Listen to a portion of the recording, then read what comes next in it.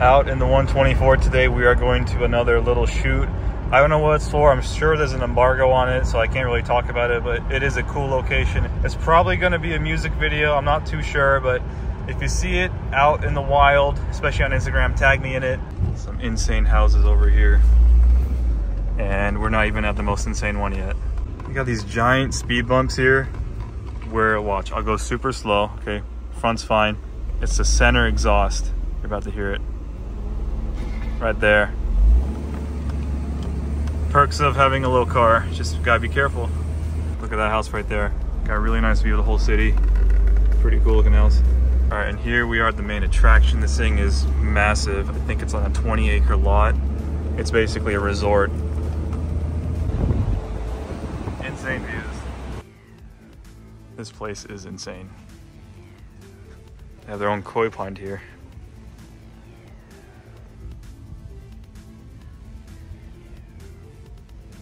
Just absolutely massive here. Probably one of the only places in Orange County where you get LA-like views up in the hills. Pretty cool. It's actually very similar to that Playboy shoot we went to last 2 years ago. I think it's got like 13 bedrooms. Like, this place is huge. I don't think anyone actually lives here. They just rent it out for shoots, which is kind of a shame, but it is cool, and that's why we're here. And the only thing I'm thinking about is how many cars could I fit in here? I think this is where the 124 is supposed to be for the shoot. I might have to move it, but this is the general vicinity. By the two lions in the front entrance.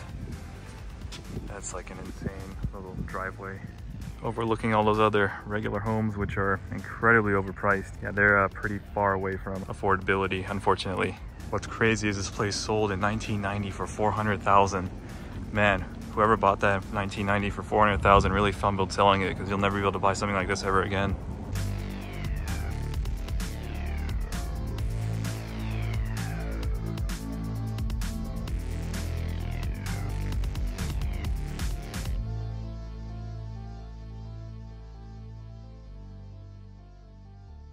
Luckily, no damage from that little shoot yesterday. So if you ever decide to rent your car out, always double check what they're doing. And I did ask beforehand what the plan was, but from what they said and what they actually did was different. So that was unfortunate. So if you're renting your car out for any type of shoot, just double check. I don't know if I'll ever do that again, but yeah, just thank God that there's no damage to the car. On a more positive note, I did manage to get this Covercraft custom fit windscreen for the 210. This is supposed to be perfectly fit for the front windshield. I believe this was the manufacturer of the factory one. The factory one's of course no longer available. But if you've ever seen one, it's very similar to this. It's this type of folding design. It's about this thick and actually does say Mercedes somewhere on it, and does come with a nice carrying bag. This one unfortunately does not. This was less than $100. I'll post a link to Amazon where I got it, and you can see right here it is for a 9602 Mercedes E-Class sedan or wagon. The front windshield's the same. There is the part number. So here is how it fits from the inside. Pretty good coverage. Of course, it has a cutout for the mirror. It fits pretty well. It uses the visors to hold itself in place. And here's a look from the outside. Pretty good coverage. Looks pretty good. I'm definitely gonna rock it. All right, we are in the Brabus car today, the Brabus E65, and we have it for a little bit of this afternoon because this car is gonna be at the Anaheim Convention Center on August 24. There's a little show going on. I forgot what it's called, but if you're there, you'll probably see this car. And one of the requirements for the car to enter the building is to have a third of a tank of gas or less. And as you can see, we're almost full, so kind of helping prep the car that way by burning some gas up. So we get to go on a little joyride here, going on a scenic route. So we got a little time with the Brabus car. And after driving my wagon a lot, there's a lot of similarities between this and that car, mainly because that car is modified. So it has camshafts, it has the Rentec ECU tune and the Y6 transmission tune. It feels just as responsive as this car. And by driving this car and that car, like, the torque feels very similar. My wagon definitely makes a little bit more power than the stock E55. So I'd be curious to see how well it can keep up with this car. This car is supposed to be about 450 horsepower and similar torque figures. I think all those numbers are irrelevant. I mean, it's a 20-plus-year-old car. Performance shouldn't matter. It's just so fun to drive. And on this car, at least, one of the best things about it is the exhaust. Does not matter how fast that speedo moves. It's just a lot of fun to be in. One thing on the Brabus that I really do like, that my sedan has as well, is quality ceramic tint all around. The wagon does not have ceramic tint, it's just regular color tint. and it is only on the back windows, so nothing on the front two windows, nothing on the windshield, and it gets really hot in the Wagon on a hot day out like today. Let's see, it's reading 86 outside. Certain parts it did get up to like 92, so it is a very warm day. So quality ceramic tint is definitely a must-have, and I will be doing that pretty soon. Driving the Brabus E65 today also kind of makes me more motivated to get my sedan back up and running. There's really nothing too much wrong with that car, but it is in dire need of motor mounts, transmission mounts, flex disc, you know, that type of stuff. The rubber in the driveline, it is completely shot, and this car is so solid, and the Wagon's super solid. So now it's time, I think, I pay attention to my sedan. All right, here they are side by side. One day we gotta get all four 210s next to each other. My sedan, my Wagon, and the Brabus and E60. And I'll have to change out the grille on this to be the black one. Have them all matched, that'd be really cool. I think by far the Brabus has the best exhaust. It's just the loudest.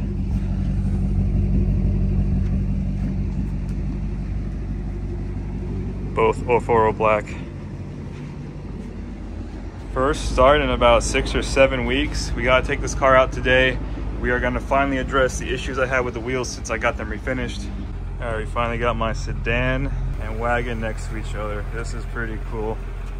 They haven't been next to each other since that day in San Clemente. I'm running short on time, so I won't be able to get some side-by-side shots, but this will do for now. I really didn't realize how nice my 210 was until I started looking for a 210. And wow, like this car is actually pretty nice, especially cosmetically. I cleaned it up a lot. Mechanically, it's a little down in the dumps right now, but we will fix that hopefully very soon. One big difference I got used to in the Wagon already is the shift knob. This is just the standard 210 shift knob. The Wagon has a G500 knob. It's a lot thicker, it's made of wood, and just feels so weird going back to this car. It's like pretty thin. I really do like this style of shift knob, and I do like that this matches my door panels and my seats. A lot of people are saying, wow, now you finally have a real 55 to go with your fake one. And honestly, the Wagon is technically fake too by VIN, because it is an E320, and technically there are more AMG cosmetic parts on the sedan than the Wagon, and still a lot of mechanical parts on this car too. It's just so funny to me. An E430 is really almost 90% of what an E55 is, and they're really not that much different. Like, one difference that I will note right away is that on the E55s, it does have a different steering rack. It's a different ratio, but the main thing you feel besides the ratio is just how much lighter the standard rack is, which I kind of prefer. It's really heavy on the 55s. It's really not a huge difference. Like, it wouldn't make or break the car for me at all. I really don't care. In fact, the E60 and the Brabus E65 both have the lighter steering racks, which just makes them a lot easier to drive. Power-wise, of course, there is a difference, but it's really not like night and day. This is still really good. I'm just trying to take it easy because the motor mounts are toast as well as the flex disc, so we can't really push this car hard until I fix that. Another big difference I just noticed is the brakes. This has the E55 AMG front and rear calipers and ceramic brake pads. And there's nothing wrong with ceramic brake pads, but when they're cold, they don't grip quite as hard. So the StopTechs pretty much grip always hard. So that was a big difference I just noticed right now. Once these warm up though, they're pretty good. It probably is due for a brake fluid change. It has been at least 2 years, which is a recommended service interval because moisture does get in there. But it's still not bad at all. Like, I highly recommend everyone do ceramic brake pads, especially from Akebono. That's the best company to buy brake pads from, and I wish they offered a solution for the StopTech. So I'll have to figure something out because I really don't want to deal with the dust. All right, so we are gonna fix a problem I had with this car ever since I got the wheels refinished. And it's not with the car, it's really with the wheels. But if we take a closer look, the wheels got chipped up when the tires were mounted. So just around the center cap. Luckily the center cap's okay, but I'm gonna have them all touched up and redone and make it look like it was never there. It's just unfortunate. I had these wheels redone, and ever since I put the tires on, which is basically day one, I've never had perfect monoblocks. It's been such a buzzkill, and finally we're addressing that. Also, you know that friend that always asks to borrow your jack and tools? Yeah, that's me. But that finally stopped today. I finally picked up my own jack. The best tools money can buy, Pittsburgh right there. So we got my own little 1.5 ton jack from Harbor Freight. All right, so I put the wheels I got with the Wagon on my sedan. They actually don't look too bad. They are pretty aggressive. It does have, I believe, a 10mm spacer on there. I actually don't mind them. Makes the brakes look a little tiny. The factory 334mm. Pretty aggressive right there.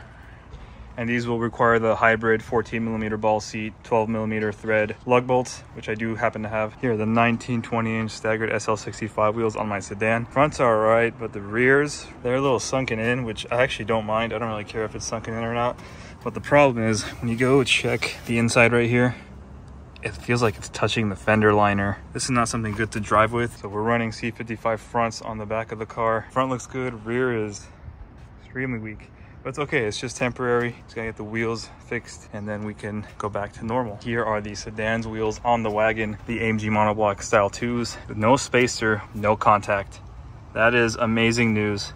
I was kind of afraid they were gonna touch. It is so tight. Like there's less than a millimeter of clearance between the spokes, and this fits. I don't hear any metal contact. I don't see any marks on the caliper. I think we're safe. I'll probably run a spacer anyway because the fenders are so wide that these look super tucked in. I'll push them out to make them look right.